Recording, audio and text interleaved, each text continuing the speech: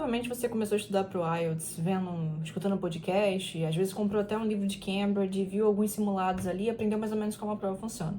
Só que tem um tempo já que você tá sentindo a sensação de que tu estuda um monte de coisa aleatória e no final do dia, às vezes quando você pega um simulado, ou quando você vai escrever ou vai responder o speaking, você percebe que no fundo, você não tá evoluindo. E isso acontece porque o IELTS não é uma prova igual aquelas provas da faculdade que você fazia do ensino médio, que você bastava chegar ali, ver o que era pra fazer, estudar, decorar algumas coisas e fazer. A prova do IELTS é uma prova de habilidade, não de conteúdo. Então é por isso que você sente que estuda um monte de coisa, mas a sua nota não anda. Então qual que é o grande jogo aqui para você realmente conseguir evoluir no IELTS? Você precisa, primeiro passo, saber onde é que você tá em relação à prova. Quando eu falo isso com as pessoas, geralmente elas me falam assim: ah, Evelyn, eu sou um B2, eu sou um B1, eu preciso de uma nota C1, eu preciso de um 7. Tá, só que o nível de inglês que você tem hoje, no mundo do inglês geral, não é a mesma coisa do IELTS, porque o IELTS tem jeitos específicos de te avaliar esse nível. Então, o que nós vamos pensar? A primeira coisa é você descobrir como que hoje o inglês que você tem se comportaria frente ao que a prova cobra. Então, esse é o nosso cerne da questão. Nós vamos saber onde nós estamos e onde nós queremos chegar. E aqui no meio é onde vai entrar o teu método de estudos, para a gente conseguir sair de um estudo aleatório para um estudo que você realmente estuda aquilo que importa para sua nota. E é exatamente isso que eu vou te mostrar nesse vídeo. Eu vou dividir aqui em 6 passos práticos, tá? Vamos ao primeiro. Tu vai fazer uma prova, tu não pode ir fazer a prova sem saber como é que ela de fato funciona. Então a primeira etapa é a contextualização. Você precisa saber como que você vai ser avaliado. Eu não tô falando aqui de você saber quantas questões tem, se o examinador vai te fazer perguntas, XY, mas saber como que você é avaliado. A nota que você quer lá é um 7, o que essa nota quer dizer no meu speaking? O que essa nota quer dizer no meu writing? Tu precisa saber disso. Então você precisa saber como que o jogo vai funcionar.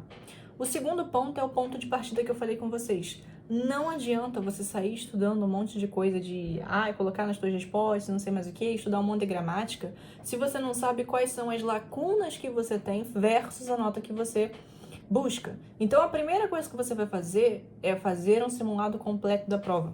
Ali você vai conseguir perceber quais notas você tirou e tu não vai observar, por exemplo, você fez o primeiro simulado e tirou 5. Tu não vai ficar preso que tu tirou 5. Você vai buscar entender por que você tirou um 5. Então, por exemplo, poxa, eu fui fazer lá a prova de writing e a minha maior dificuldade foi tirar as ideias do papel e colocar lá. Ou eu fui fazer task one acadêmica e eu não sabia quais dados escrever. Parecia que eu escrevi 2 linhas, escrevi o gráfico todo.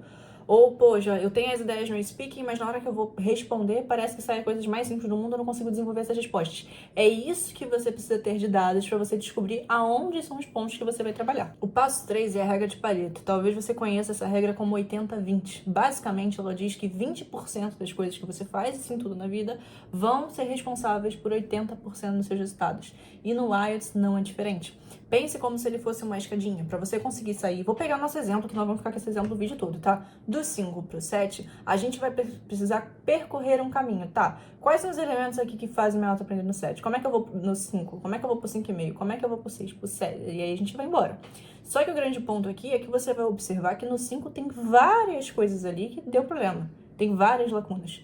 E aqui que tá o grande problema. Quando você tenta corrigir todas elas ao mesmo tempo, que é quando você vê um monte de aula, um monte de coisa que te falaram para fazer, você não tem priorização de resolução dos problemas. E quando a gente tá no 5, o que a gente tem que pensar é, tá, de todos esses problemas que eu tenho, qual que é o responsável por eu continuar no 5? É esse problema, então é nele que tu tem que resolver. Então a regra de Pareto, ela vem para dar ordem e prioridade no teu estudo, porque aí você para de tentar resolver 1000 problemas ao mesmo tempo, que a gente quando resolve muita coisa, a gente resolve muita coisa e não resolve nada no final das coisas, e a gente começa a priorizar com uma ordem lógica daquilo que vai ser resolvido para que a gente consiga subir essa nota nesse sentido de escadinha e desenvolvendo as habilidades necessárias. O quarto passo é você ter um plano de ação, um plano de estudos. Evelyn, eu tenho. Eu faço lá toda segunda-feira, eu faço speaking, 2 vezes por semana eu escrevo writing. Isso não é um plano de estudos. O que acontece? Quando a gente tem uma prova de habilidade, você só replicar a mesma habilidade, você está replicando os mesmos erros.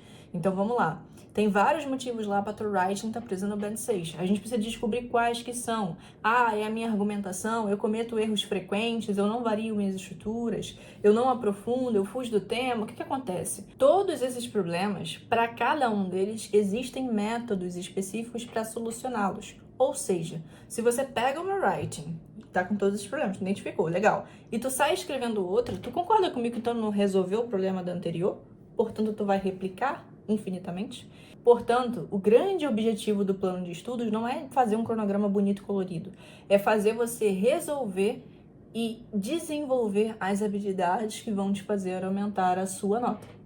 Isso que eu te ensinei até aqui é o coração do método de estudos que eu uso para preparar os meus alunos para o IELTS. E, obviamente, você vai perceber que existem vários fatores, como nível, tempo de estudo, nota-alvo, dificuldades específicas, que precisam ser levados em consideração para esse método ser efetivo. E por isso, se até aqui tudo isso fez muito sentido para você, se você tem uma oportunidade que você tem um prazo, ou se você simplesmente não quer perder tempo estudando de maneira aleatória e quer chegar no seu resultado de maneira efetiva, você pode clicar no primeiro link da descrição para falar diretamente comigo. Lá eu vou conversar com você, vou entender o ponto que você está e vou te explicar como que nós faremos para chegar à nota que você precisa. E o passo 5 é o monitoramento e ajustes. Gente, eu sempre falo, quando eu converso com alguém, que é aquele negócio da escadinha.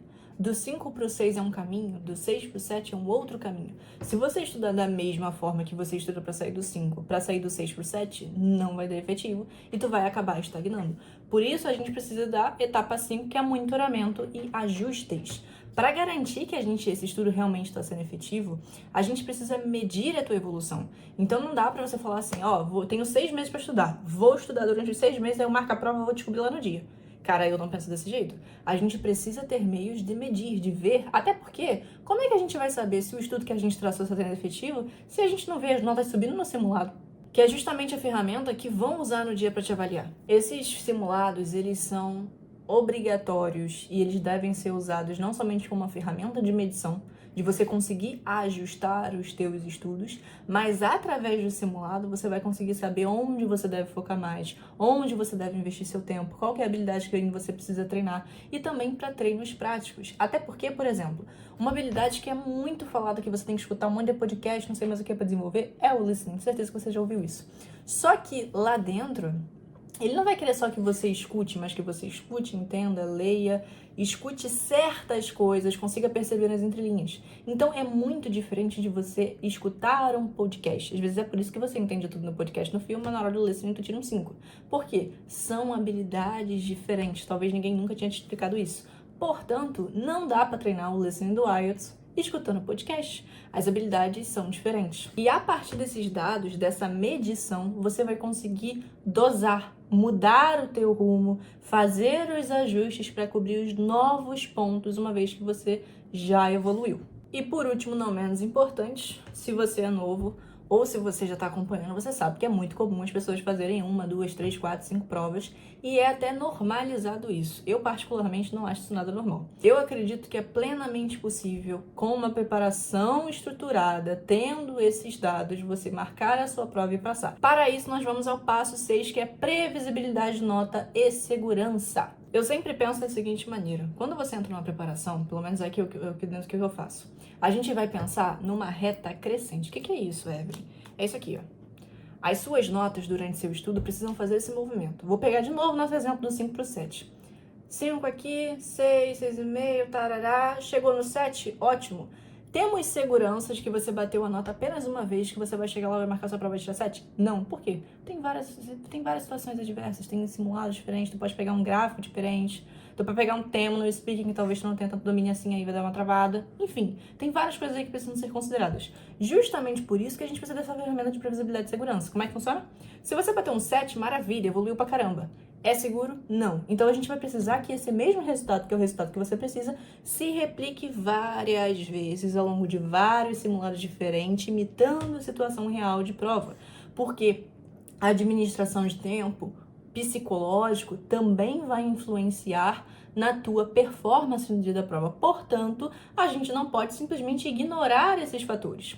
Quando a gente tem um jogo de previsibilidade e segurança, onde a tua preparação ela sai lá do início, sabendo o que tu tem que estudar, ao longo você tem medições, você tem ajustes e métodos práticos para resolver cada problema, vai chegar esse momento onde a gente vai criar previsibilidade e segurança e você vai seguro para a tua prova. O Band 7, no final das contas, ele é plenamente possível de conseguir, só que tu precisa de uma preparação sólida e bem estruturada. E quando eu digo uma preparação, eu não estou falando aqui de você assistir um monte de aula ou fazer aulas ao vivo, por quê? É só conteúdo. Lembra da conversa que a gente teve lá no início? A prova do IELTS não é uma prova de conteúdo. Eu tenho certeza que você já assistiu um vídeo, sabe, vendo lá, te falaram o que era pra fazer no speaking, o que tinha que colocar, mas na hora que tu vai abrir a boca pra falar, as coisas não vêm na tua cabeça. Por quê? Estão te falando o que é pra fazer, e isso que é o papel da aula e do curso, mas não te ensinam como desenvolver esse negócio na prática. E é por isso que muitas das vezes as pessoas demoram 1 ano, 2 anos, isso se é que chega, faz 3, 4, 5 provas sem chegar na nota, quando poderiam levar ali 6, 8 meses de um estudo direcionado. Porque a gente tem que focar, quando você pensar em IELTS, preparação, não pense em conteúdo, não pense em técnica, em estratégia. Pense em desenvolvimento de habilidades. E que tu precisa de um estudo que desenvolva as habilidades da nota que você ainda não tem. Se isso tudo que eu te falei, que eu te expliquei, fez muito sentido para você, se você tem inglês intermediário ou avançado e tem um processo em andamento que depende do IELTS, e cara, às vezes tu viu esse vídeo porque tu tava sentindo isso, tu tava sentindo que, cara, estudo, não sai do lugar, e meu próximo tá apertando, tô ficando desesperado.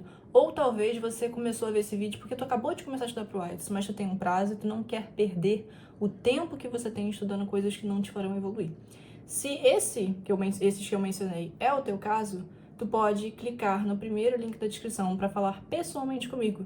Eu vou te direcionar durante a preparação, te acompanhar, adaptar esse método para sua realidade de tempo, para sua rotina, para sua nota-alvo, verificar teu ponto de partida para que nós façamos essa preparação da forma mais otimizada possível e consigamos aí garantir o teu visto, tua validação, a tua oportunidade no exterior, enfim, validar o teu diploma, seja lá o que você busca com a prova do IELTS. No mais, se você ficou até o final, gostou desse vídeo, te ajudou com alguma coisa, deixa um like aqui, se inscreve no canal e assiste os próximos vídeos porque tem vídeo toda semana.